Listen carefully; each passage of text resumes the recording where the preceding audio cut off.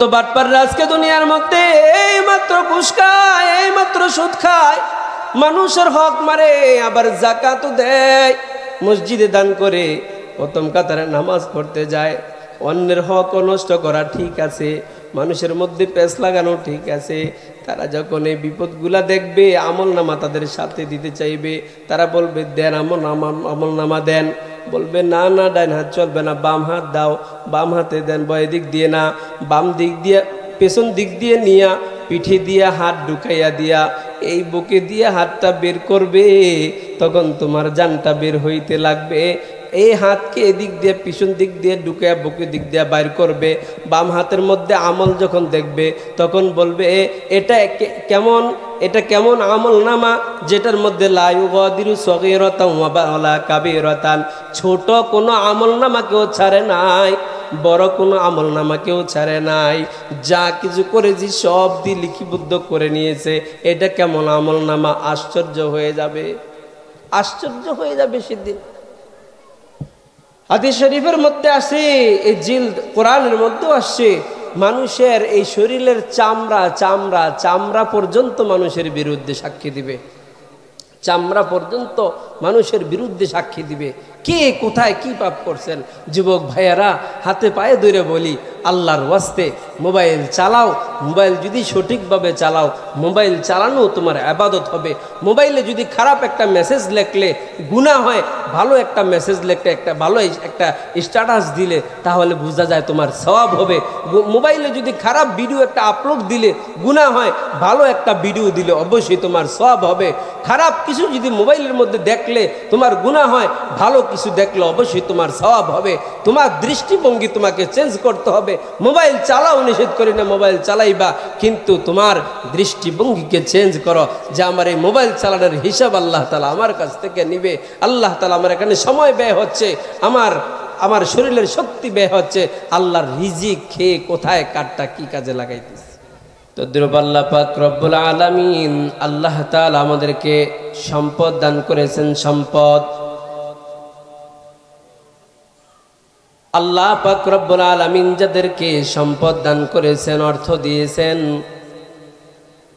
আল্লাহ তাআলা সম্পদ দিয়েছেন, আল্লাহ তাআলা এর নিয়ামত একটা, আল্লাহ তাআলার পক্ষ থেকে একটা নিয়ামত। এই নিয়ামতেরও বান্দা শুকরিয়া আদায় করতে হবে, কৃতজ্ঞতা করতে হবে। টাকা পাইছে, ব্যাংকের মধ্যে নিয়ে জমায়, ছেলে বিদেশ থেকে পাঠায় আর পাঠায়, বাবা ব্যাংকে রাখতেছে, বালিশের নিচে রাখে, মেয়ের বাড়িতে পাঠায়, জমা রাখে, যেখানে পারে ওখানে জমায়, আর বলে আলহামদুলিল্লাহ। শুকরিয়া আদায় হবে না, না শুকরিয়া আদায় হবে না। যেই মাল আল্লাহ তাআলা দিয়েছেন, আল্লাহ তাআলা বলেছেন আনফিকু ফি সাবিলিল্লাহ, ও বান্দা, আমি আল্লাহ তাআলা তোমাদেরকে যে সম্পদ দান করলাম, আমি আল্লাহ তাআলা তোমাকে যে অর্থ দান করলাম, এই সম্পদের কৃতজ্ঞতা কখন হবে জানো? এই সম্পদকে আমি আল্লাহ তাআলার দেওয়া সম্পদ, আমি আল্লাহর রাস্তায় ব্যয় করতে হবে। বলেন সুবহানাল্লাহ। সম্পদ পেয়ে যদি শুধু আলহামদুলিল্লাহ বলে শুকরিয়া আদায় হবে না। সম্পদ পেয়ে এটা কোথায় ব্যয় করতে হবে সেটা জানতে হবে। আল্লাহর রাস্তা কতগুলো হতে পারে? আল্লাহর রাস্তা জিহাদের পথে দান করা, জিহাদের মধ্যে আল্লাহর রাস্তার মুজাহিদরা যখন জিহাদের মধ্যে যাবে, তাদের অস্ত্রের প্রয়োজন হবে। জিহাদের মাঠের মধ্যে অস্ত্র কিনে দেওয়া মুজাহিদদেরকে, সেখানে ডাল লাগবে, ডালের ব্যবস্থা করে দেওয়া। মুজাহিদদের যদি ঔষধের খাবারের প্রয়োজন হয় জিহাদের ময়দানে, এর ব্যবস্থা করে দেওয়া। মুজাহিদ যারা আল্লাহর রাস্তায় জিহাদ করতে গেছে, তাদের পরিবারের স্ত্রী পুত্র বাড়িতে যারা আছে তাদের খোঁজখবর নেওয়া, তাদের খাবারের ব্যবস্থা করা। আমার অর্থের দ্বারা এই লাইনে যদি খরচ করি, তাহলে আমার অর্থের আমি শুকরিয়া আদায় করলাম। আমার মালিক আমাকে দিয়েছে সম্পদ, শুধু আলহামদুলিল্লাহ বলে নয়, যেভাবে খরচ করতে বলেছেন সেভাবে খরচ করতে হবে। আনফিকু ফি সাবিলিল্লাহ, আল্লাহর রাস্তার মধ্যে খরচ করো। আল্লাহ তাআলা বলেছেন আল্লাহর রাস্তা 1 নম্বরে হলো জিহাদের রাস্তা। বলেন সুবহানাল্লাহ। জিহাদের কথা বললে তো একদলের গা জ্বলে ওঠে, সহ্য করতে পারে না। জিহাদের মধ্যে জঙ্গিবাদের গন্ধ খুঁজে, নাউজুবিল্লাহ বলেন। জিহাদকে জঙ্গিবাদের সাথে, জিহাদকে সন্ত্রাসবাদের সাথে মিলাইতে চায়, ত্রাসের সাথে মিলাইতে চায়। অথচ রহমাতুল লিল আলামিন, দু জাহানের বাদশা নবী মুহাম্মদুর রাসূলুল্লাহ এই উম্মতের জন্য জিহাদকে এত বড় একটা অস্ত্র হিসাবে দুনিয়ার মধ্যে দিয়ে গেছেন। নবীজি দেখাই দিয়েছেন সন্ত্রাস যদি দুনিয়ার মধ্যে হয়, ত্রাসকে দমন করার জন্য মাধ্যম হলো, হাতিয়ার হলো জিহাদ। দুনিয়ার মধ্যে যদি দেখো মাদকের সয়লাভ হয়ে গেছে, মাদক দূরীভূত করার জন্য এখানের মধ্যে জিহাদ। দুনিয়ার মধ্যে যখন দেখো জালেম মাজলুমের উপর অত্যাচার শুরু করছে, সেখানে হবে মাজলুমের হক আদায় করে দেওয়ার নাম হবে জিহাদ। কোনো বোন, কোনো মা, কোনো মেয়ে যদি কেউ নির্যাতিতা হয়, কেউ যদি অপদস্থ হয়, অপমানিত হয়, তার ইজ্জত আব্রু যদি হেফাজত না হয়, মুমিন বান্দা হিসাবে তার পক্ষে আল্লাহর রাস্তায় তরবারি নিয়ে নেমে যাওয়া, অস্ত্র নিয়ে নেমে যাওয়ার নাম হলো জিহাদ। বলেন সুবহানাল্লাহ। জিহাদ মানে সন্ত্রাস না, জিহাদ মানে ত্রাস নয়, জিহাদ মানে জঙ্গিবাদ নয়। জঙ্গিবাদ সন্ত্রাসীকে দূর করার মাধ্যমের নাম হলো জিহাদ, ইনসাফ প্রতিষ্ঠার মাধ্যমের নাম হলো জিহাদ। মাজলুম নির্যাতিত ব্যক্তি, দুর্বল ব্যক্তির হক, পাওনাদারের হক বুঝে দেওয়ার নাম হলো জিহাদ। কিন্তু জাতিকে আজকে বিজাতিরা, আল্লাহর শত্রুরা দুনিয়ার মধ্যে আল্লাহ তাআলার এত সুন্দর এক ইবাদতকে মানুষের মধ্যে ভুল ব্যাখ্যা করে মানুষকে বুঝিয়ে রাখছে।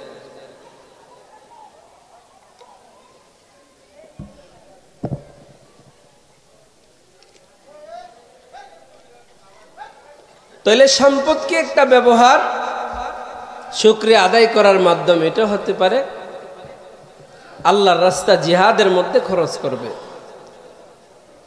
হক আবার সব সম্পদ মসজিদের মধ্যে ব্যয় করা যাবে না। যেমন জাকাত মসজিদের মধ্যে খরচ করা যায় না, জাকাতের মাল ইয়াতিমকে দিতে হয়। জাকাতের মাল ইয়াতিমখানায়, মাদ্রাসায়, লিল্লা বোর্ডিং যেখানে আছে, ইয়াতিমখানা আছে, সেখানে খরচ করতে হবে। মাদ্রাসার উন্নয়নমূলক কাজে না, ছাত্রদের কাজে, সেখানে খরচ হবে। মালের খরচ আরেক খাত। কবরস্থানে কিছু মাল খরচ হবে, কবরস্থানের মধ্যে কিছু মাল খরচ হবে। আওয়ামের মধ্যে জনসেবার কাজের মধ্যে কিছু মাল খরচ হবে। মালকে তার যথাস্থানের মধ্যে খরচ করা, এটা হলো আল্লাহ তাআলার কৃতজ্ঞতা করা। আল্লাহ, আপনি আমাকে মাল দিয়েছেন, আপনি আমাকে দৌলত দিয়েছেন, সম্পদ দিয়েছেন, আল্লাহর পছন্দের জায়গার মধ্যে খরচ করা, তখনই হবে এটার কৃতজ্ঞতা করা। বলেন সুবহানাল্লাহ। এ মুসলমান ভাই, আমার আল্লাহ তাআলা মানুষদেরকে দানের কথা বলেছেন। আল্লাহ তাআলা বলেছেন আমাকে তোমরা খাওয়াও, আমাকে তোমরা সাহায্য করো।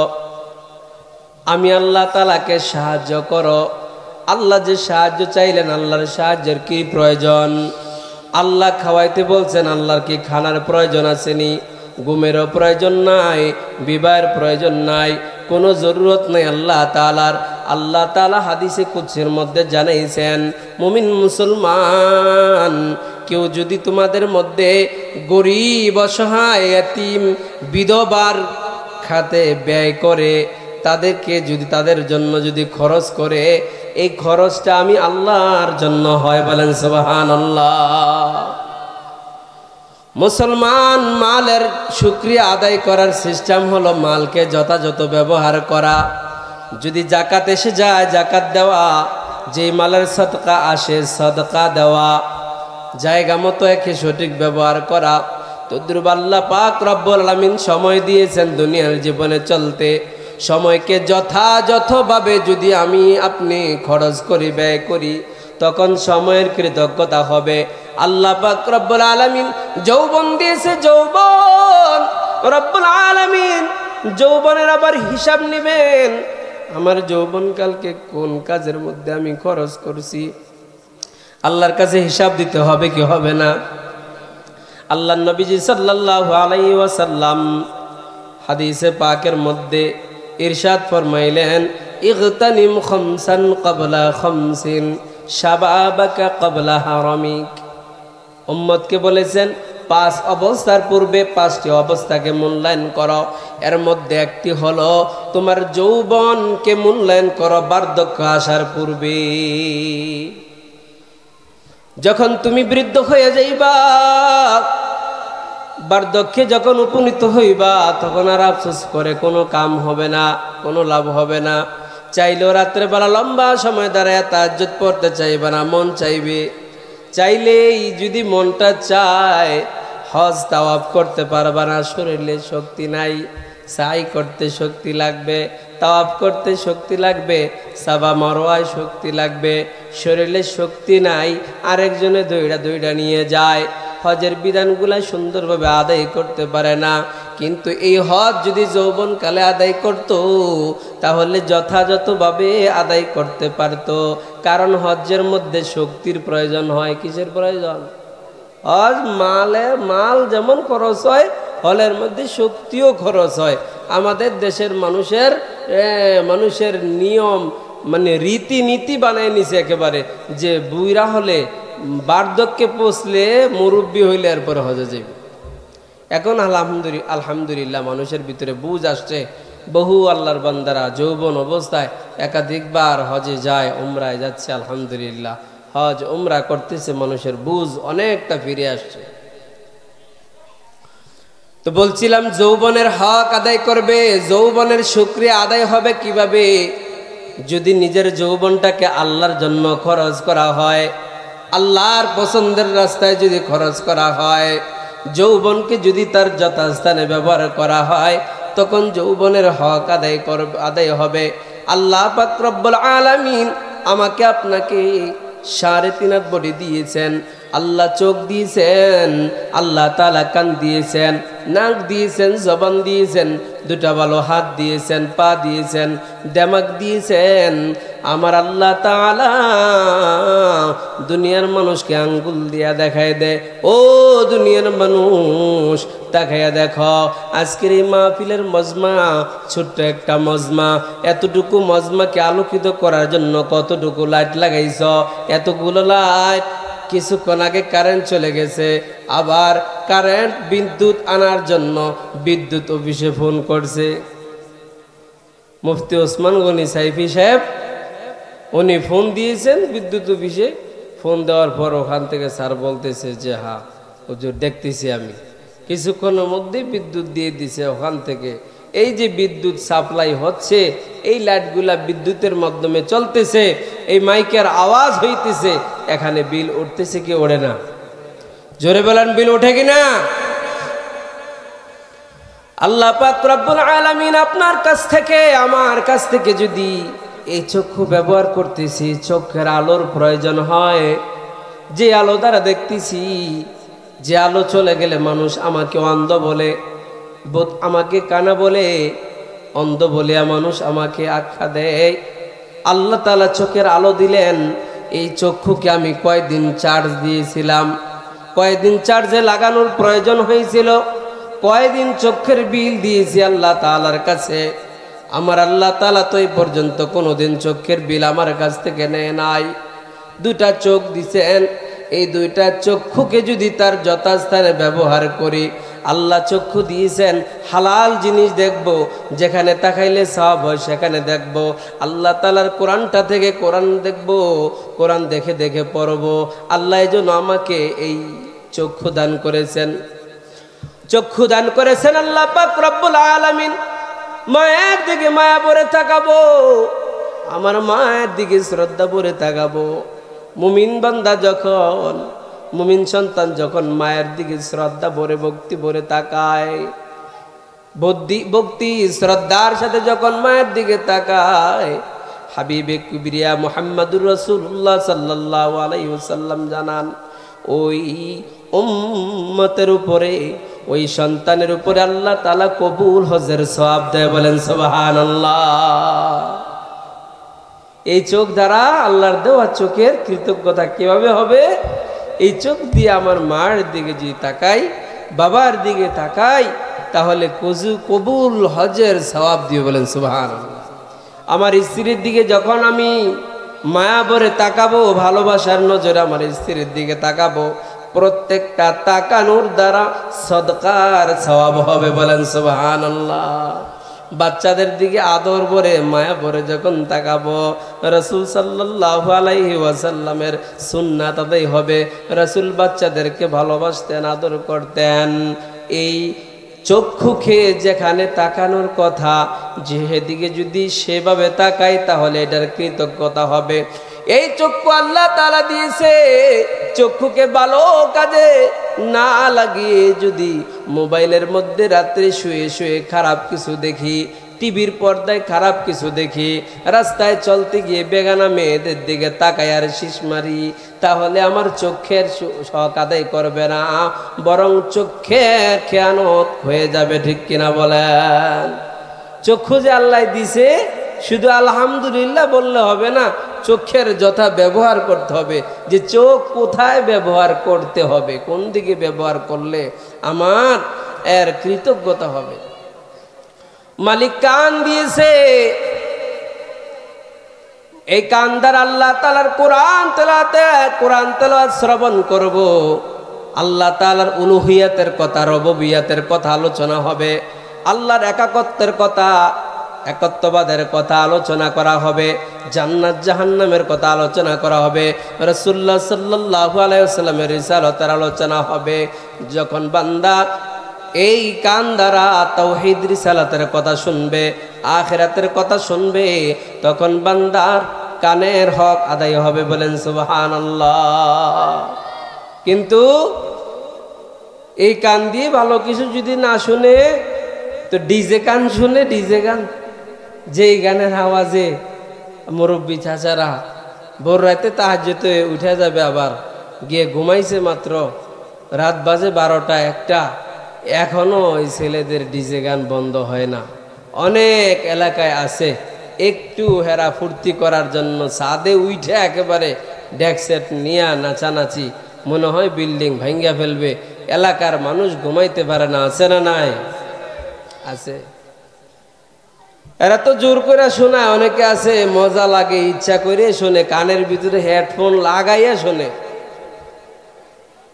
বাসের মধ্যে কুমিল্লা শহর থেকে জমা পড়ে আসতেছি, আমরা তো আর অন্যদের মতো ধমকও দিতে পারবো না, গালিও দিতে পারবো না, হাতও তুলতে পারবো না। আমাদের মতো তো জন্য তো শোভাও পাবে না, করতে গেলেও তো সবাই আমাদের বিরুদ্ধেই যাবে, পক্ষে বলবে না।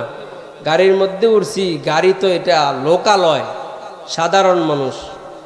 এখানে যদি গাড়ির ভিতরে যদি কেউ ব্যক্তিগত মোবাইল তো না, ছোট ছোট সাউন্ড বক্স সাথে নিয়ে যে ছেলেরা 3-4 জনে বন্ধু বান্ধব ঢাকা যাবে, তারা কুমিল্লার দিক থেকে বা চট্টগ্রামের দিক থেকে আসছে, জোরে জোরে আওয়াজ লাগাইছে, এমন গান গাড়ির মধ্যে। আমি বললাম, ভাই শব্দ দূষণ কি বোঝো? ওই শব্দ দূষণ কি? জেনারেল পোলাবাইন কতগুলো, মানে মাত্র যৌবনে পা রাখছে আর কি, শরীর গরম। আমি কই শব্দ দূষণ বুঝো না? এমন শব্দ, যে শব্দ যেখানে শোভনীয় নয়, যেই শব্দ দ্বারা অন্যের ক্ষতি হয়, এটাই তো শব্দ দূষণ। 92% মুসলমানের দেশে মাইকে আজান হলে নাকি শব্দ দূষণ হয়। কিছু কিছু কুলাঙ্গার নাস্তিক পন্থী এমপি মন্ত্রীরা এই দেশে বলেছে, ঠিক কিনা বলেন মুসলমান? আজানের ধ্বনিকে বলে ওয়াজ মাহফিল, তাফসীরের কণ্ঠ শুনলে, মাহফিলের কণ্ঠের দ্বারা, কোরআন তেলাওয়াতের কণ্ঠ বাজার দ্বারা মাইকে, এগুলোর দ্বারা নাকি শব্দ দূষণ হয়। তোমাদের ছেলেরা যখন অবাধে কোনো শৃঙ্খলা বলতে কিছু নেই, যখন গান বাজায়, ডিজে গান, এখানে সেখানে, তখন শব্দ দূষণ হয় না। হিন্দুরা যখন তাদের কীর্তনের সময়, পূজার সময়, নামাজের সময় পর্যন্ত মাইক বাজায় কীর্তন করে পূজার সময়, ওই সময় শব্দ দূষণ হয় না, ওই সময় শব্দ দূষণ হয় না।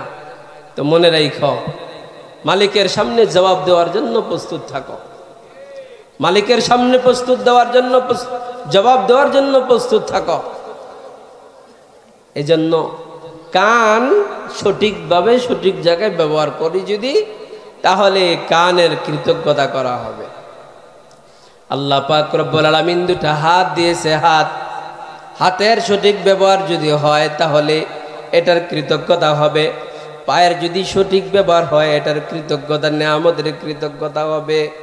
এটা যদি যথাস্থানে ব্যবহার না করি, এই পায়ে হেঁটে হেঁটে যদি সিনেমা হলে যাই, এই পায়ে হেঁটে হেঁটে যদি অন্যের গাছের ফল চুরি করতে যাই, এই পায়ে হেঁটে হেঁটে যদি অন্যের নামে মিথ্যা সাক্ষী দিতে যাই, এই পায়ে হেঁটে হেঁটে যদি ইসলামের বিরুদ্ধে, মানবতার বিরুদ্ধে, দেশের বিরুদ্ধাচরণ করার জন্য কদম রাখি, তাহলে এটা খেয়ানত হবে, কৃতজ্ঞতা হবে না।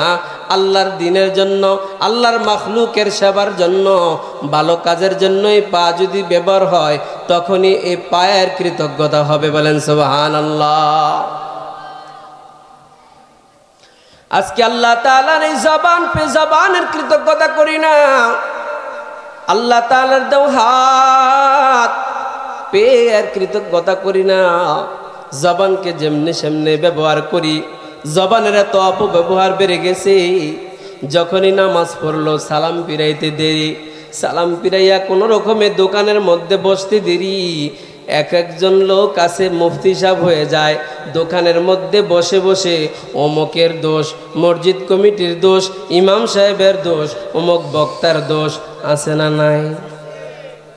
মানে ওই যে মুফতি বিভাগ, এফতা বিভাগ বানায় লইছে দোকানদারে, ওখানে সব মুফতি কয়জন বৈশা, মাশাল্লাহ সব মাসলা মাসেল ওখানে হল হয়ে যায়। কোন হুজুরে যদি দেখে জিজ্ঞেস করে একটা মাসালা, কার এটা জিগার লাগে নিবে, এটা এমনি করে লাগবে আর কি। হুজুরে কওয়ার আগে কয়ে লাই, কিছু পণ্ডিত আছে না নাই, মাঝকা দিয়া বামার ডুয়াই দিয়া জিজ্ঞেস করছে আরেকজন এতে কয়ে দিয়া দে। কি চালাক দুনিয়ার, সব বুঝে, বুঝেন নাই, সব জানে, মনে করে সব বুঝে। জবান দ্বারা গীবত শেখাত করে দোকানপাটে যায়। আরে দোকানপাট কেন, আজকে মসজিদের মেহরাবের সামনে বৈশা গীবত হয়, ইমাম সাহেবের কাছে আইসা অন্যের দোষ চর্চা করে, পীর সাহেবের খানকার মধ্যে গীবত হয়। এক পীরের মুরিদরা আরেক পীরের মুরিদ সম্পর্কে আইসা পীর সাহেবের কান বাড়ি করে, তখন এক পীরের সাথে আরেক পীরের দ্বন্দ্ব বাজায় দেয়, দ্বন্দ্ব বাজায়। গীবত আজকে সব জায়গায় কে ধরছে, আওয়ামেও গীবত করে, আলেমও গীবত করে, গীবতকে হালাল বানায় নিছে। গীবত না গেবত না, দেখার কথাটা বলতেছি আর কি। আরে দেখার কথা বলার নামে তো গীবত। যেটা করছে, যেটা গড়ছে, বাস্তব যেটা সে করছে, তার দ্বারা হয়েছে, এটা বলার নামে তো গীবত। আর যেটা করে নাই এটা যদি বলেন তাহলে এটা বহতান, এটা হলো তোহমত, এটা মিথ্যা অপবাদ, এটা তো গীবত না, এটা আরো বড় হবে। ঠিক কিনা বলেন? গীবত করে, গীবতকে কয় না, গীবত কোয়া উদ্দেশ্য না, মানে বিষয়টা শিক্ষার জন্য বলতেছি, কয় ঘুরাইয়া মানুষ গীবতকে হালাল করে। আল্লাহর হাবিব সাল্লাল্লাহু আলাইহি ওয়াসাল্লাম বলেন, জবানের ব্যবহার যদি সঠিক হয় তাহলে এর কৃতজ্ঞতা আদায় হবে। জবানের সঠিক ব্যবহার মানুষকে উঁচা মর্যাদা নিয়ে যায়, আবার জবানের অপব্যবহার মানুষকে একেবারে তুচ্ছ করে দেয়, তুচ্ছ করে দেয়। জবান সঠিক ব্যবহার হলে দাম বাড়ায় দেয়, জবানের অপব্যবহার হলে সম্মানের সিট থেকে জোতা পিঠা খাইয়া পলাইতে হয়, আছে না নাই? উল্টা পাল্টা গিয়া ফতুয়া দিয়া মাইক চাইরা, স্টেজ চাইরা, কুমিল্লাতে দেখেছি বহুত বক্তা সহ স্টেজ ভালাইয়া দৌড় দিত কোনো রকমে জান লইয়া, পলাইয়া আর ভরে গিয়া কয় নাকি গাজী, একই পলাইয়া গিয়া কয় গাজী। গজল বানাইছে। আমাদের কুমিল্লাতে এক অঞ্চল আছে বেদাতে ভরা, ওই অঞ্চলে গেছে, গিয়ে বেদাতের বয়ান করতেছে। আলেম হক্কানি আলেমদেরকে ইয়েজিদি আলেম, ওয়াহাবি আলেম বলে গালিগালাজ করতেছে, চ্যালেঞ্জ ছুটতেছে। যখন মায়ের লাগাইছে স্টেজের মধ্যে আইসা তখন গজল বানায়, আর যাইতাম না রানী সরা ওয়াজ করিতে, রানী সরার তার হাই আমার মাথা ফাড়াইছে। এখন গজল বানাইছে গিয়া আরেক জায়গার মধ্যে বিরাট গাজী হইয়াছে ইসলামের পক্ষে কথা বইলা। মুসলমানদের মধ্যে এমন কথাবার্তা কিছু চালু করে দেওয়া যেগুলোর দ্বারা মুসলমানদের মধ্যে দ্বন্দ্ব বাড়ে, মোহাব্বত না হয়, দ্বন্দ্ব বেড়ে যায়, দূরত্ব হয়ে যায়, এমন ওয়াজ না। এই ওয়াজ তো মানুষের জন্য গজব, ঠিক কিনা বলেন? এটা কোন ধরনের ওয়াজ? কোন ধরনের ওয়াজ? জবানের ব্যবহার যদি সুন্দর হয় মর্যাদা বাড়বে, জবানের অপব্যবহার হলে অপদস্থ হয়ে যাবে। আল্লাহর হাবিব সাল্লাল্লাহু আলাইহি ওয়াসাল্লাম বলেছেন, উম্মতের আমার 1 নাম্বার হলো লজ্জাস্থান, 2 নাম্বার হলো জবান। এই লজ্জাস্থানের দ্বারা গুনাহ হয়, অপরাধ হয়। ভাই মসজিদের ভিতরে অনেক লোক আছে, পিছনে দাঁড়িয়ে আছে, আমরা সামনের দিকে একটু আগে আসি। লা ইলাহা ইল্লাল্লাহ, লা ইলাহা ইল্লাল্লাহ, জোরে লা ইলাহা। একটু জবান খুলেন না ভাই। লা ইলাহা, আর জোরে লা ইলাহা, লা ইলাহা।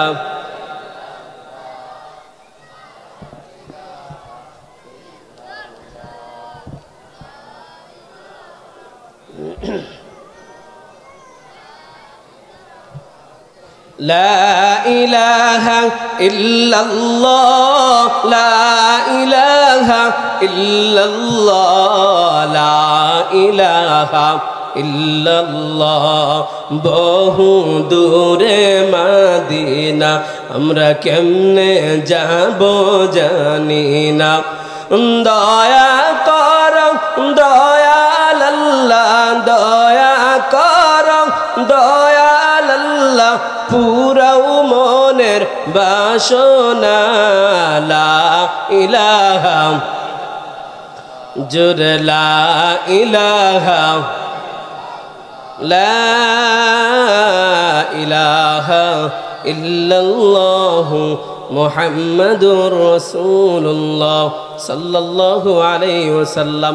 বলছিলাম ভাইরা আমার, আল্লাহ নবীজি মুহাম্মাদুর রাসূলুল্লাহ দু জাহানের বাদশা নবী উম্মতকে বলেন, উম্মত আমার 2 অঙ্গের যদি হেফাজত করো, আমি নবীজি তোমার জান্নাতের জিম্মা নিয়ে নেব। 1 নাম্বার হলো লজ্জাস্থান, শরমগা। 2 নাম্বার হলো জবান। যে জবানের কারণে মানুষের মধ্যে দ্বন্দ্ব হয়, যে জবানের মাধ্যমে মানুষের গুনাহ হয়, যে জবানের মধ্যে দ্বারা মানুষের ফিতনা শুরু হয় সমাজের মধ্যে, জবানের যদি হেফাজত করো, নবীজি বলেন তোমার জান্নাতের জিম্মা আমি নিয়ে নিলাম। বলেন সুবহানাল্লাহ। জবানের হেফাজত করলে জান্নাতের জিম্মাদারি নবীজি নেবেন বলছেন। কারণ আপনার জবান যদি কন্ট্রোল হয়, বহু গুনাহ থেকে আপনি বেঁচে যাবেন, বহু গুনাহ থেকে।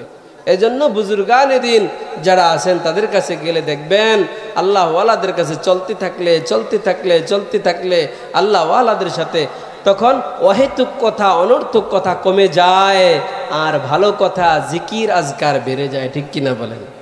জিকির আজকার বেড়ে যায়। সূরা মুমিনুনের মধ্যে আল্লাহ পাক রব্বুল আলামিন মুমিনদের 7টা গুণ বলেছেন। এর মধ্যে একটা গুণ হলো ওয়াল্লাযীনা হুম আনিল্লাহি মুরিদুন। আল্লাহ তাআলা বলেছেন প্রকৃত মুমিন কারা জানো? সফল মুমিন কারা জানো? সফল মুমিনের একটা গুণ হলো তারা অহেতুক কথা, অনর্থক কথা, মানে যেটার দ্বারা কোনো ফায়দা হবে না, বেফায়দা কথাবার্তা থেকে বেঁচে থাকবে। এটা হলো মুমিনদের একটা গুণ। বলেন সুবহানাল্লাহ। মুমিনের জবান দিয়ে অনর্থক কথাবার্তা, ফাহিশা, ফুহুশ, গালিগালাজ, গীবত আসতে পারে না, গীবত শেখাত হতে পারে না। মুমিনের জবান দিয়ে শুধু কোনো ফায়দা হয় না, উপকারে আসে না, এমন বকবক হতে পারে না। মুমিনের জবান তো কাজে লাগবে, কথা বলবে, যা বলবে একমাত্র রবের জন্য বলবে। বলেন সুবহানাল্লাহ। এই জবান দ্বারা যখন অন্য ভাইয়ের দুশ্চর্চা হয়ে যায়, জবান দ্বারা যখন আরেক ভাইয়ের দুশ্চর্চা হয়ে যায়, অন্য ভাইয়ের ইজ্জত নষ্ট হয়। হাদিসে কুদসির মধ্যে আসছে, একজন বান্দার ইজ্জত, বান্দার সম্মান আল্লাহ তাআলার কাছে এত বেশি, এত বেশি, একটা মসজিদ ভাঙ্গা গুনাহ, গুনাহের কাজ, কোরআন পুড়িয়ে দেওয়া গুনাহের কাজ, এর চেয়ে মারাত্মক ধরনের গুনাহ হয় যখন বান্দার ইজ্জতের উপরে কেউ হামলা করে, অন্যের সম্মান নষ্ট করে, ওই ব্যক্তির এর চেয়ে মারাত্মক গুনাহ হয়। মুসলমান ভালো মানুষ, একেবারে কোনো দোষ নাই, অহেতুক বেহুদা তার নামে একটা কথা ছড়াই দিয়েছে সমাজে, তার সম্মান নষ্ট করতেছে। অথচ আল্লাহর হাবিব সাল্লাল্লাহু আলাইহি ওয়াসাল্লাম এক হাদিসের মধ্যে বলেছেন, মান সাতারা মুসলিমান সাতারাহুল্লাহু ফিদ দুনিয়া ওয়াল আখিরা। হাদিসের মধ্যে আসছে, যদি মুমিন কেউ দুনিয়ার মধ্যে কোনো মুসলমান ভাইয়ের দোষ গোপন রাখে, আল্লাহ পাক রব্বুল আলামিন দুনিয়া আখিরাতে তার দোষ গোপন রাখবেন। বলেন সুবহানাল্লাহ। কোনো মুসলমানকে যদি আপনি দুনিয়ার মধ্যে দেখলেন তার দ্বারা কোনো দোষ প্রকাশ পাইছে, সত্যি আসলেই কোনো দোষ করছে, এই ভাইকে সংশোধনের জন্য একাকে বুঝাই দিলেন, কিন্তু কারো কাছে তার দোষটা প্রকাশ করলেন না, গোপন রাখলেন। নবীজি বলছে, যে অন্যের দোষ গোপন রাখে, আমি আল্লাহ তার দোষ গোপন, আল্লাহ বলেছেন আল্লাহ তাআলা তার দোষ গোপন রাখবেন। কিয়ামতের দিন বহু মানুষের সামনে, কোটি কোটি কোটি কোটি মানুষের সামনে তোমার দোষগুলা যেদিন প্রকাশ পাইলে বেশি লজ্জিত হইবা, ওই দিনে আল্লাহ তাআলা তোমার দোষগুলা গোপন রাখবে। বলেন সুবহানাল্লাহ। এই জন্য জবান আছে দেখে যার তার নামে শুধু বদনাম করা যাবে না, গীবত শেখায়ত করা যাবে না। জবানের অপব্যবহার যদি হয়, আল্লাহর হাবিব সাল্লাল্লাহু আলাইহি ওয়াসাল্লাম বলেছেন, আল গীবাতু আশাদ্দু মিনাজ জিনা। এই জবানের সঠিক ব্যবহার করো। জবান দ্বারা যদি কেউ অন্যের দোষ চর্চা করো, ইমাম সাহেবের দোষ বললা, নিজের ভাইয়ের দোষ আরেকজনের কাছে বললা, স্ত্রীর দোষ আরেকজনের কাছে বললা, স্বামীর দোষ আরেক মহিলার কাছে বললা, নিজের সহপাঠীর দোষ আরেকজনের কাছে বললা, ইমাম সাহেবের দোষ গিয়ে বললা, মানুষের দোষ বলার চাকরি নিয়ে বেড়াও। নবীজি বলেছেন, ও উম্মতেরা, তোমাদের মাঝে যদি কেউ জেনা করে, স্কুলের মাস্টার হলে স্কুল থেকে তাকে বের করে দাও, মসজিদের ইমাম হলে মসজিদ থেকে বের করে দাও, সমাজের সম্মানিত মাতবার যদি হয় সমাজ থেকে তাকে বের করে দাও, তাকে উপযুক্ত শাস্তির সম্মুখীন করো। কেন? সে জিনা করছে, কবিরা গুনাহ করছে, মারাত্মক গুনাহ হয়ে গেছে। আল্লাহর নবীজি বলেছেন, আল গীবাতু আশাদ্দু মিনাজ জিনা। তোমরা যে গীবতকে হালাল বানায় নিলা, ওই গীবত জিনার চেয়ে আরো মারাত্মক গুনাহ। বলেন নাউজুবিল্লাহ। আমরা জিনা করলে মানুষকে ঘৃণা করি, জিনা করলে মানুষকে ঘৃণা করি, তাকে তুচ্ছ তাচ্ছিল্য করি, তাকে দেখতে পারি না, সমাজের মধ্যে শাস্তির অন্তর্ভুক্ত করি। যদি সে অবিবাহিত হয় তো শাস্তি এক ধরনের, 80 ডোররা মেরে দাও তাকে শরীরের শক্তি দিয়ে। আর যদি বিবাহিত হয় তাহলে তাকে কি করো? কতলের হুকুম এসে যায়। আহারে, যদি বিবাহিত হয়, আল্লাহ রাসূল সাল্লাল্লাহু আলাইহি ওয়াসাল্লামের সাহাবী আসছে না, জিনা হয়ে গেছে, আয়েশা নিজের শাস্তি নিজে গ্রহণ করে নিয়েছে। আখিরাতের ভয়ে, আখিরাতের ভয়ে, আখিরাতের ভয়ে। তো জিনা করলে যদি জিনার শাস্তি হয় 80 ডোররা মারা, বিবাহিত হলে যদি কতলের হুকুম আসে, যদি এত মারাত্মক হয় জিনা, তো নবীজি বলে জিনার চেয়ে আরো মারাত্মক হলো গীবত। তাহলে গীবতের শাস্তি কেমন হওয়া দরকার? গীবতের শাস্তি কেমন হওয়া দরকার? যে গীবত করে তার কথা তো আপনি বৈশা মজা মজা দোকানে বৈশা শোনেন, হ্যাঁ, তার কথার সাথে আবার তাল মিলান, কথাকে যাচাইও করেন না, তাকে চুপ করতেও বলেন না, সাবধানও করেন না। এজন্য গীবত থেকে বাঁচার উপায় অনেকগুলো আছে, হাদিসের মধ্যে আসছে। এর মধ্যে কিছু কথা বলি। গীবত থেকে বাঁচতে হলে যেই মজবার মধ্যে গীবত হবে মনে হয় এমন মজবা থেকে বাঁচা, একাকিত্বকে নিজে গ্রহণ করে নেওয়া, একা একা থাকার অভ্যস্ত করা। মজমায় যদি যেতেই হয় বসেই যায়, তাহলে মজমার মধ্যে যদি কোনো খারাপ ফহশ কালাম, কোনো গুনাহের কথাবার্তা যদি চর্চা হয়, তাহলে এটাকে বন্ধ করা, হিকমতের সাথে বন্ধ করার চেষ্টা করা। বন্ধ বিভিন্নভাবেই করা যায়, তাকে থামিয়ে দেওয়া অথবা নিজে কথা দিয়ে ঘুরাইয়া অন্য ভালো কথার দিকে নিয়ে যাওয়া। যদি সম্ভব না হয়, ওই ব্যক্তি আরও বেশি বাচাল তার সাথে পারেন না, তাহলে ওই মজমা ত্যাগ করতে হবে। মজমার মধ্যে বৈশা থাকলে গিবতের মজমায় আপনারও গুনাহ হবে, আপনারও গুনাহ হবে। কি আমরা জবানের যেই ব্যবহার করি, তাহলে কি মনে করেন আমাদের জবানের কি হেফাজত হয়? আমাদের জবানের হক আদায় হয়, নিয়ামতের শুকরিয়া আদায় হয়? হয় না, হয় না। এ কানের হয় না, কোনো অঙ্গের হয় না। এত অপরাধ, এত গুনাহ, এরপরও আমাদের মধ্যে কোনো পরিবর্তন নাই। আল্লাহ তাআলা মাঝে মাঝে দুনিয়াটাকে একটু নাড়া দেন, নাড়া দেন, দুনিয়াকে একটু নাড়াচাড়া দিয়ে বান্দাকে সতর্ক করেন। কি বলেন? এই তো গতকালে তো মনে হয় 10:40 বা 38 মিনিটের সময়ের মধ্যে 2 সেকেন্ড মাত্র মনে হয় সময়, এতটুক সময় বাংলাদেশের মানুষকে একটু নাড়া দিয়ে দেখাইছে আল্লাহ তাআলা।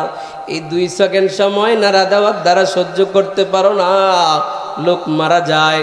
সকলের নাকি খানা হারাম হয়ে গেছে, ঘুম হারাম হয়ে গেছে, অনেকে নাকি অসুস্থ হয়ে গেছে, ভীত সন্ত্রস্ত হয়েছে। হইলে কি লাভ হবে? যেটা আল্লাহর চাওয়া এইটা তো হয় নাই। আল্লাহ তাআলা সতর্ক করেছেন, বান্দার যখন গুনাহ বেড়ে গেছে, বান্দার অপরাধ বেড়ে গেছে, সমাজে জুলুম বেড়ে গেছে, সুদ যখন অবাধে শুরু হয়েছে, ঘুষ যখন অবাধে শুরু হয়ে গেছে, জেনা শুরু হয়ে গেছে, অন্যের মাল আত্মসাৎ শুরু হয়ে গেছে, যখন অন্য ভাইয়ের রক্তকে হালাল মনে করে নিয়ে দিনের বেলা মানুষকে মানুষ কতল করতেছে, আল্লাহ তাআলা রব্বুল আলামিন বান্দাকে সতর্ক করেন, জমিকে নাড়া দিয়া, বান্দা এখনো সময় আছে, হুশ হুশ, এখনো সময় আছে ফির। কিন্তু আমরা তা না করে ভূমিকম্প হয়েছে, কয়েক সেকেন্ডের জন্য বাহিরে দৌড়ে গেলাম, ওখানে যাওয়ার পরও আবার আলাপ শুরু হয়ে গেছে। আলাপ কি কয়? খাইছি রে, এত বড় ভূমিকম্প তো আমার জীবনে আমি দেখি নাই, আর হয় নাই বাংলাদেশে। কেউ কয় আরে আরো বড় কিছু হইতে পারতো, আর কেউ কয় আরে এত বড় ভূমিকম্প হয়েছে। কত ধরনের কথা, এক এক ধরনের কথা। ওই কোন এলাকায় ভূমিকম্পে কি হয়েছে, কোন এলাকায় ভূমিকম্পে কি হয়েছে, হ্যাঁ আমার বাচ্চার কি হয়েছে, অমুকে কি হয়েছে, এই আলাপ নিয়ে সবাই আছে। আসলে ভূমিকম্প আসলো কেন, কেন দিল, এদিকের কোনো খবর নাই, আসল খবর নাই। আর আল্লাহ দিলে বিজ্ঞান লইয়া তো বিজ্ঞানীরা আছেই, বিজ্ঞানের ভান্ডার লইয়া তো আছেই, যাদেরকে নাস্তিকতার বিজ্ঞান শিখাইতেছে। সব বিজ্ঞানী থিওরি দিয়া শুধু মানুষকে বিজ্ঞান বিজ্ঞান করতে করতে নাস্তিক বানাই দিতেছে। এইটার সমস্যার কারণে ওইটার সাথে এই সমস্যার কারণে ভূমিকম্প হয়েছে, এটার সমস্যার কারণে এটা হয়েছে, ওইটার সমস্যাটা তো হইল, কি কারণে হইল এই সমস্যাটা খুঁজতে যাও, খুঁজতে খুঁজতে গিয়া দেখবা আল্লাহর হুকুমে হয়েছে। তো শেষ পর্যন্ত আল্লাহর কাছে তো যাইতে হবে। তুমি তো আসলে বুঝলাই না কেন ভূমিকম্প হইল। বিশেষ 3টা কারণে, বিশেষ 3টা কারণে। অন্য হাদিসে অনেক কারণ বলছে, তিরমিজি শরীফের মধ্যে এক হাদিস আসছে, বিশেষ 3টা কারণে জমিনের মধ্যে ভূমিকম্প হয়, জমিনের মধ্যে ভূমিকম্প হয়, ভূমিধস হয়। এর মধ্যে একটা হলো নর্তকীদেরকে আইনা নাচাইলে, নর্তকীর নাচ দেখলে। হুজুর আমগো এলাকায় নর্তকীর নাচ দেখে না, নর্তকীর নাচ আপনাকে এলাকায় না, প্রত্যেকের পকেটে দেখায় নাকি, কি কয়? প্রত্যেকের পকেটে আছে না নাই? আমার পকেটের মোবাইল, ইমাম সাহেবের পকেটের মোবাইল, খতিব সাহেবের পকেটের মোবাইল, পীর সাহেবের যে মোবাইল, বড় মোবাইল যদি চালায় থাকে ওই পকেটের মোবাইল, ব্যবসায়িকের মোবাইল, পীরের মুরিদের মোবাইল, তাবলিগওয়ালার মোবাইল, সকলের মোবাইলের ভিতরেই এখন নর্তকী নাচে। চাইতে না চাইলেও চাইতে বাধ্য হয়, চাওয়ায়া দেয় চক্রান্ত এমন করে ফেলেছে, ঠিক কিনা বলেন? নর্তকীর নাচ দেখি মজা পায়, রাত কি রাত যুবক না ঘুমাইয়া নর্তকীর নাচ দেখে, নর্তকীর ডান্স দেখে, দেখতে দেখতে 3টা 4টা বাজে তখন ঘুমায়। ফজরের কোনো খবর নাই, দিনের 10টায় 11টায় উঠে এরকম ভদ্র ছেলে আছে না নাই? আছে না নাই? আছে এরকম বহু যুবক, কি সুন্দর চেহারা ছিল, গালগুলো ফুলা ফুলা ছিল, কয়েকদিন মোবাইল চাইতে চাইতে ফ্রি ফায়ার পাবজি এই জি খেলতে খেলতে গাছে উঠতে এতে খেলায়, নেটওয়ার্ক বলে বেশি পায়, গাছে উঠতে পর্যন্ত খেলায়। বাঙ্গা কবর গিয়া ওই যে কোনায় সিফায় সাপায় মশার কামড়ে মানুষে যায় না, সিফার মধ্যে গিয়ে গেমস খেলায়, আছে না নাই? মোবাইলের মধ্যে জুয়া খেলায়, জুয়া আগে কোনাখানায় দেখতাম লুকাইয়া বাসমুরা এখানে সেখানে খেলতো, এখন এত কিছু লাগে না, ওই সিএনজি চালাইতেছে এখন, লাইনে তো সিএনজি চালায়, এক সিরিয়ালাইতে আধা ঘন্টা লাগে, সিএনজি ড্রাইভার কয়েকজন একসাথে বইসা এরপরে জুয়া মোবাইলের ভিতরে খেলে, এটা যে জুয়া সে মনেই করে না, আছে না নাই? সিএনজি চালান যারা ভাইয়েরা আবার কষ্ট পাইয়েন না, শুধু আপনারা না, অবসর পাইলে মানুষ নিজের সময়কে কোথায় লাগাইবে মানুষ বুঝে না।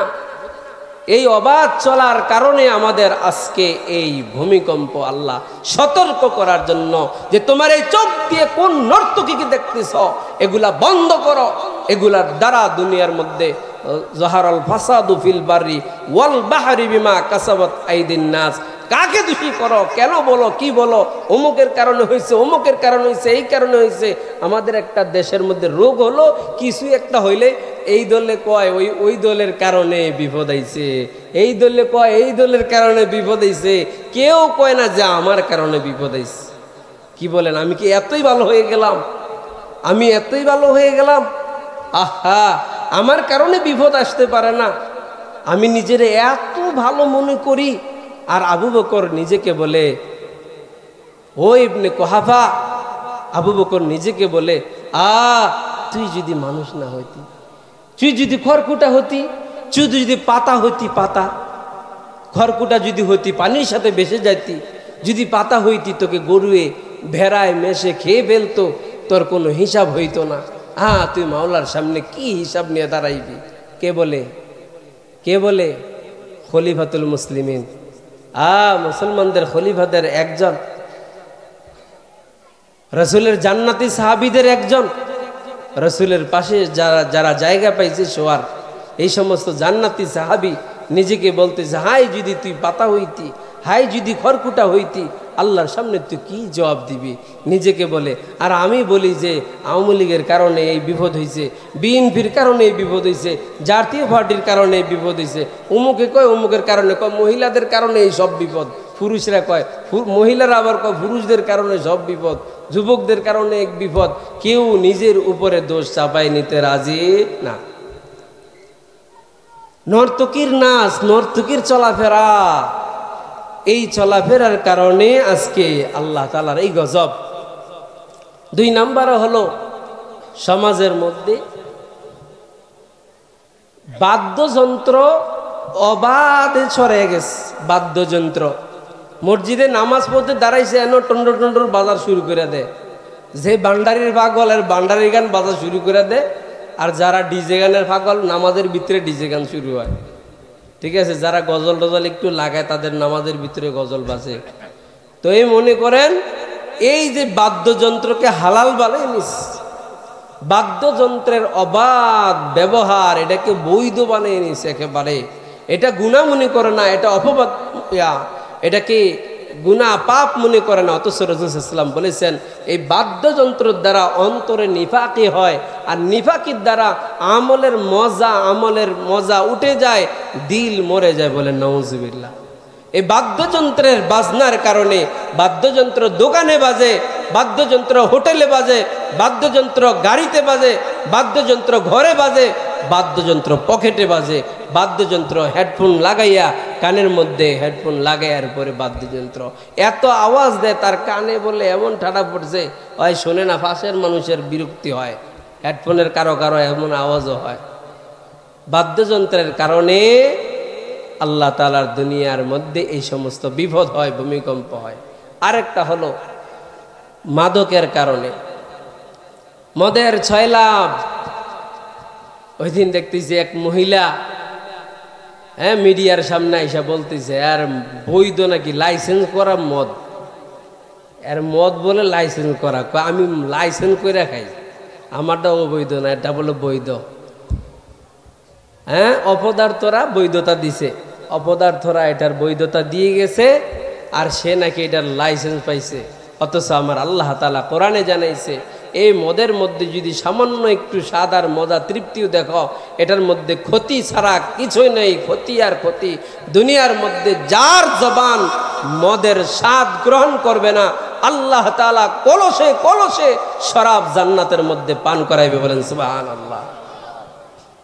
দুনিয়ার মধ্যে যারা এই চক্ষু দিয়ে নর্তকীর নাচ দেখবে না, আল্লাহ তাআলা জান্নাতের মধ্যে জান্নাতের হুর গেলমান, যাদের সৌন্দর্য এমন হবে পোশাকের উপর দিয়ে শরীরের সৌন্দর্য দেখা যাবে, শরীরের সৌন্দর্য ভেদ করে রক্ত চলাচল দেখা যাবে, এত সুন্দরীদেরকে নাচাইবে জান্নাতের মধ্যে।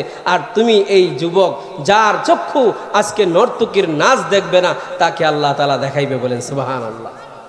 উপভোগ করবা, বাদ্যযন্ত্র ত্যাগ করো। যদি বাদ্যযন্ত্র যদি আজকে ত্যাগ করো, যেই কারণে ভূমিধস ভূমিকম্প হয়, বাদ্যযন্ত্র থেকে যদি দূরে সরে যাও, তখন ওই সমস্ত জান্নাতের রমণীরা নাচবে, তারা নাচবে আর গাইবে, আর গাছের পাতাগুলো এক পাতার সাথে আরেক পাতার এইভাবে মিলন হবে, একটার সাথে একটার সংঘর্ষ হবে, আর সেখান থেকে মিউজিক বাজবে। বলেন সুবহানাল্লাহ। আর তারা তালে তালে সেখানে গান গেয়ে গিয়ে তোমাকে আমাকে শোনাইবে। যারা মদ পান করো, নেশা করো, মদ ছেড়ে দাও। আল্লাহ তাআলা বলেন কত ধরনের শরাব তুমি পান করবা, জান্নাতের তলদেশ দিয়ে আমি আল্লাহ তাআলা মধুর শরাব দিব। শরাবাং তাহুরা, আমি আল্লাহ পাক রব্বুল আলামিন পবিত্র নহর, মধুর নহর, দুধের নহর, এক একটা নহর সুন্দর প্রবাহিত হবে, যেটা মন চায় সেটা পান করবা। এক পেয়ালা কেন, এক মটকাও যদি পান করে ফেলো, এক খালি হয়ে যাবে। আমি আল্লাহ তাআলা এমন নিয়ামত দেব। বলছিলাম আল্লাহ পাক রব্বুল আলামিন আমাকে আপনাকে অসংখ্য নিয়ামত দিয়েছে, নিয়ামতের সঠিক ব্যবহার করি না, নিয়ামতের সঠিক ব্যবহার আমরা করি না। গুনার দ্বারা নিজের জীবনকে নিজে অন্ধকার করে ফেলেছি। আজকে জবান দ্বারা গুনাহ করি, হাত দ্বারা গুনাহ করি, পা দ্বারা গুনাহ করি, চোখ দ্বারা গুনাহ করি, কান দ্বারা গুনাহ করি, অঙ্গে আর অঙ্গে সারা শরীরে তাকায় দেখলে কেউ দেখতে হবে না, নিজেরটা নিজে যদি মিলে দেখি গুনাহ আর গুনাহ, গুনাহ ছাড়া আর কিছুই দেখি না। হাসরের মাঠে এই পাকনা প্লেয়ার গুলা এরাও আল্লাহর সামনে অস্বীকার করে বসবে। এজন্য আল্লাহ তাআলা বলেন, বান্দা তোমার অপকর্মের জন্য 8 ধরনের প্রায় সাক্ষী হবে। কয় ধরনের? 8 ধরনের সাক্ষী তোমার পাপের বিরুদ্ধে, তোমার অপকর্মের বিরুদ্ধে সাক্ষী হবে। 1 নম্বরে এটা হবে যে মুখ দ্বারা দুনিয়ার মধ্যে বাকপটুতা দেখাইতা, ওই জবান দ্বারা তুমি বলবা না আমি এটা করি নাই। 1 নম্বরে সাক্ষী দিবে জমিনে, জমিন বলবে আল্লাহ এই জমিনের মধ্যে থেকে সে এমন এমন অপরাধ করেছে। তখন মানুষ বলার চেষ্টা করবে, না আল্লাহ আমি এমন করি নাই, আমার নামে মিথ্যা অপবাদ দেওয়া হচ্ছে। জবান দ্বারা বলতে চাইবা। এজন্য আল্লাহ তাআলা বলেন, আল ইয়াউমা নাখতিমু আলা আফওয়াহিহিম, জবান দ্বারা বাকপটুতা দেখাইবা, জবানের মধ্যে তালা মাইরা দেমু। জবান দ্বারা কথা বলার তখন কোনো শক্তি থাকবে না, জবানের মধ্যে তালা মেরে দেবে। ওয়া তুকাল্লিমুনা আইদিহিম, তোমাদের হাত কথা বলবে, হাতের মুখ হবে, হাতের এক একটা আঙ্গুলের মধ্যে মুখ হয়ে যাবে। হাত তখন কথা বলতে থাকবে, বলবে হা হা আল্লাহ জমিন যা বলেছে ঠিক আছে, ঠিকই আছে, এ ব্যক্তি এই হাত দ্বারা এই অপরাধ করেছে। যার তার শরীরের মধ্যে থাপ্পড় মেরে দিয়েছে, জোর খাটাইছে, রিক্সাওয়ালা দেখে তাকে মূল্যায়ন করে নাই, রিক্সাওয়ালার গায়ে তার পাওনা ভাড়া 10 টাকা নাকি বেশি চাইছে, এজন্য থাপ্পড় মেরে দিয়েছে। যার তার ঘরের কাজের মেয়ের শরীরের মধ্যে হাত তুলেছে, এই হাত দ্বারা একটা সিগনেচার করে অন্যের মধ্যে দ্বন্দ্ব লাগাইছে, একজনের জমি আরেকজনের নামে লেখা দিছে, আছে না নাই? এই কলমের খোঁচায় হাত সেদিন আপনার বিরুদ্ধে বলবে, ওয়াতাশহাদু আরজুলুহুম বিমা কানু ইয়াকসিবুন, কোন দিক দিয়ে বাটপারি করতে যাইবা, কোন দিক দিয়া করবা? জবান তো মেরে দিবে, হাত তোমার বিরুদ্ধে বলবে, তোমার পা তোমার সেদিন তোমার বিরুদ্ধে বলতে থাকবে। আল্লাহর সামনে তোমার পাও বলতে থাকবে তোমার এই গফলতির কথা, তোমার গুনাহের আর অপরাধের কথা বলতে থাকবে। গুনাহ করতেছি করতেছি, হায় কাউকে তো মনে করি না, মনে করি বেঁচে যাব না। কিরামান কাতিবিনা ইয়ালামুনা মা তাফআলুন। আল্লাহ তাআলা রব্বুল আলামিন বলেন, আরো সাক্ষী রাখছি, আরো সাক্ষী। কিরামান কাতিবিন, দুইজন ফেরেশতা এমন আছে যারা লেখার কাজের মধ্যে আছে। কোন সময় কি বলো, কোন দিকে তাকাও, কি শোনো, অন্তরে কি পরিকল্পনা করো, ফেরেশতাদেরকে আল্লাহ তাআলা সব জানায় কি জানে না? ফেরেশতারা সব লিখতেছে। এই ফেরেশতারা তোমার বিরুদ্ধে সাক্ষী দিবে, ফেরেশতারা তোমার বিরুদ্ধে সাক্ষী হয়ে দাঁড়াবে। যাবা কোথায়? ফেরেশতারা সাক্ষী হয়ে দাঁড়াইবে।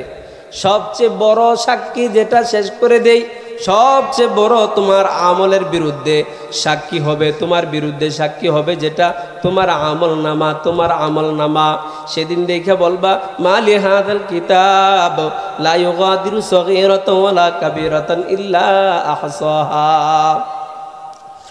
যত বাটপাররা আজকে দুনিয়ার মধ্যে এই মাত্র ঘুষ খায়, এই মাত্র সুদ খায়, মানুষের হক মারে, আবার যাকাতও দেয়, মসজিদে দান করে, প্রথম কাতারে নামাজ পড়তে যায়। অন্যের হক নষ্ট করা ঠিক আছে, মানুষের মধ্যে পেঁচ লাগানো ঠিক আছে।